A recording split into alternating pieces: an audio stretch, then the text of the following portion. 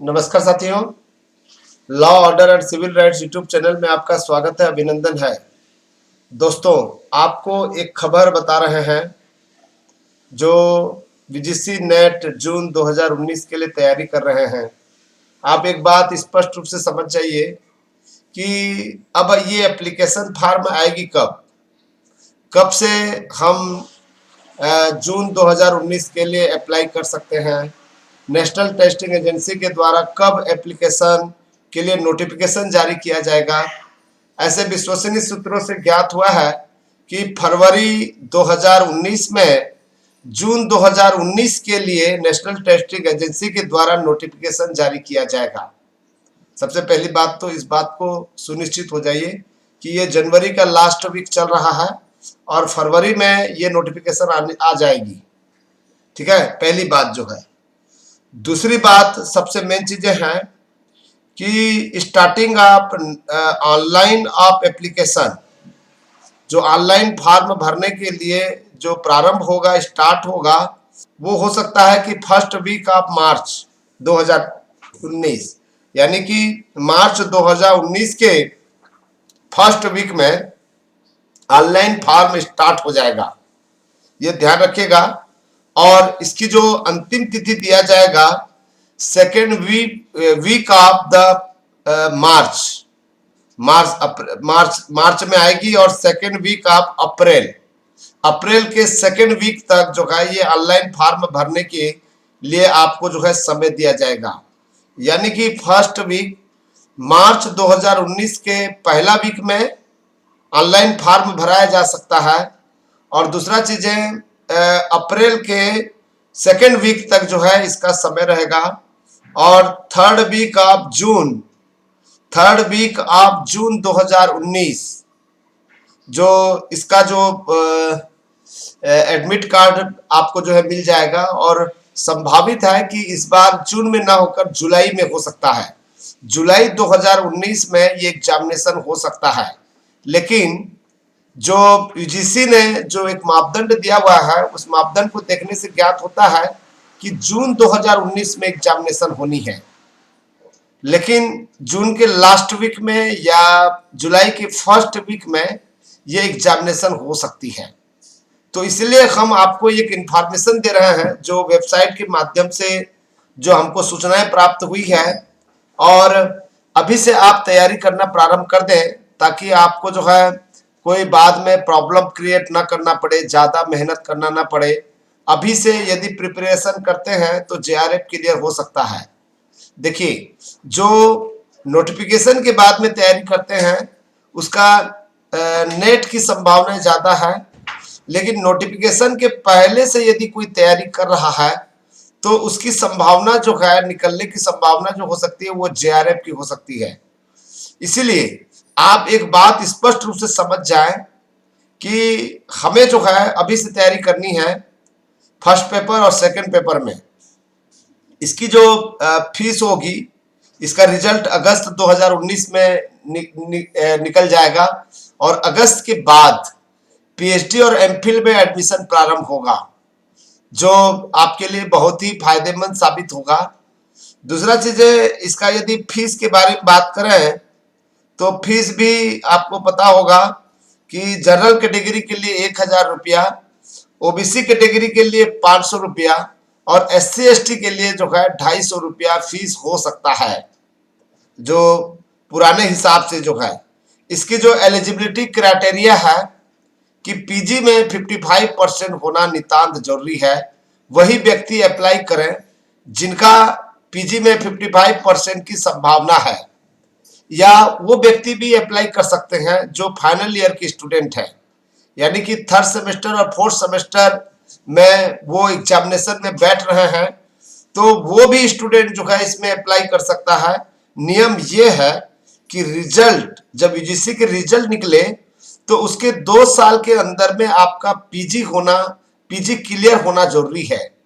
तो इसलिए आप थर्ड सेमेस्टर या फोर्थ सेमेस्टर में आप जो है, या फाइनल ईयर में यदि आप पार्टिसिपेट कर रहे हैं या एडमिशन ले लिए हैं, तो आपको भी जो है नेट की परीक्षा में बैठना चाहिए। हाँ, यदि कोई फर्स्ट ईयर सेकेंड ईयर में प्रीवियस ईयर में है तो वो भी यदि इस परीक्षा में नेशनल टेस्टिंग एजेंसी के यूजीसी नेट जून जुलाई 2019 की परीक्षा में बैठना चाहते हैं तो इसके लिए कोई पाबंदी नहीं है, लेकिन एक शर्त है कि जिस दिन रिजल्ट निकलेगा उस रिजल्ट के 2 साल के अंदर में आपका पीजी डिग्री हो जाना चाहिए। वो भी एग्जामिनेशन में बैठ सकता है और एक ट्रायल दे सकता है, फिर उसके बाद में फाइनल ईयर में यदि वो एग्जाम देना चाहता है तो एग्जाम दे। तो इसलिए जो है आप प्रिपेयर हो जाएं, लेकिन एक बात सुनिश्चित कर लें, यदि आप जनरल कैटेगरी के हैं तो आपके पास में पीजी में 55% मार्क्स आनी चाहिए, और यदि SC ST OBC के कैंडिडेट हैं तो आपको 50% मार्क्स चाहिए पीजी में।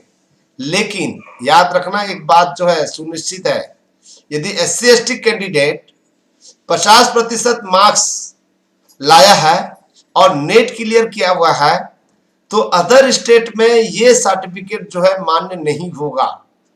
याद रखिएगा, क्योंकि जब असिस्टेंट प्रोफेसर के लिए वैकेंसी निकलेगा तो वहां पर भी उनके स्टेट में, दूसरे स्टेट में आप जनरल कैटेगरी कहलाएंगी, चाहे सेंट्रल गवर्नमेंट का आपके पास में SC ST OBC का सर्टिफिकेट, कास्ट सर्टिफिकेट क्यों ना हो, लेकिन उस स्टेट के लिए एलिजिबल नहीं होंगी। ये सुनिश्चित कर लें। दूसरी बातें ध्यान रखिएगा, कम से कम आपके पास में असिस्टेंट प्रोफेसर बनना चाहते तो आपके पास में ग्रेजुएशन में भी 50% मार्क्स होनी चाहिए, तभी असिस्टेंट प्रोफेसर बन जाएंगी। नहीं तो ये स्थिति आएगी, असिस्टेंट प्रोफेसर की वैकेंसी तो निकला, आपका PhD डिग्री है या आपके पास में नेट सेट है और पीजी में 55% है और यूजी में यानी कि ग्रेजुएशन लेवल में आपका जो है, जो मार्कशीट है, मार्क्स है, वो 50% से कम है, तो ऐसी स्थिति में गुड एकेडमिक रिकॉर्ड के अंतर्गत नहीं माना जाएगा।